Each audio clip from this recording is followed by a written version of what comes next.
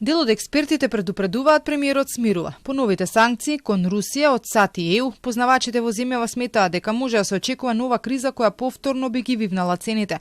Може би нема да биде во оние размери како пред неколку години, но предупредуваат дека е можен нов удар кој нема да не заобиколи. Би можеле да имаме пак еден нов удар на цените.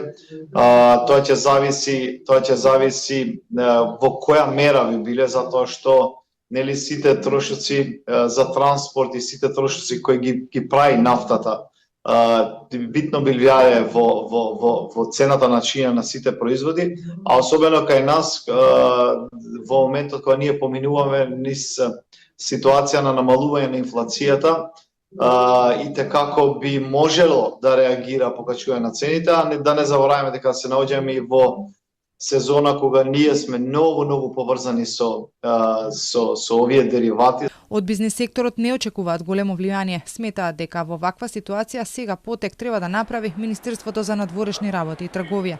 Не очекуваме ваквите санкции да донесат проблеми и да влијаат на работата на компаниите и стандардот на граѓаните. Ако се јави недостаток на некој, добра се надеваме дека ќе се најде начин да се надоместат од други места. Сметаме дека сега на потек е Министерството за надворешни работи и трговија. Премиерот Мицковски пак е сигурен, криза нема да има, подготвени сме. Нема да има, мислам дека сме подготвени, ние одамна го антиципиравме.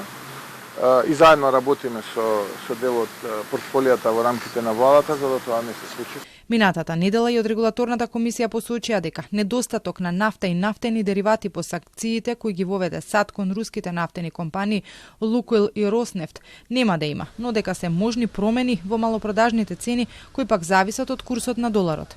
Европската унија пак донесе одлука за забрана за транзит на руски газ преку ЕУ до трети земји, но по ваквиот потек министерката за енергетика Божиновска излезе со уверување дека проблем нема да има и покрај тоа што најголем дел од количините на газ во земјава се токму од Русија. Предходно и српската нафтена индустрија низ беше вклучена во санкциите. Председателот Вучич синоќа соопшти дека наредните 7 дена ќе бидат клучни за националниот енергетски сектор. Ке се преговара со руските, европските и американските партнери. Како причина за новите санкции кон руските нафтени компании беше наведено одбивањето на рускиот претседател Путин да го запре нападот врз Украина. За него ваквата одлука нема да придонесе за зајакнување на руско-американските односи.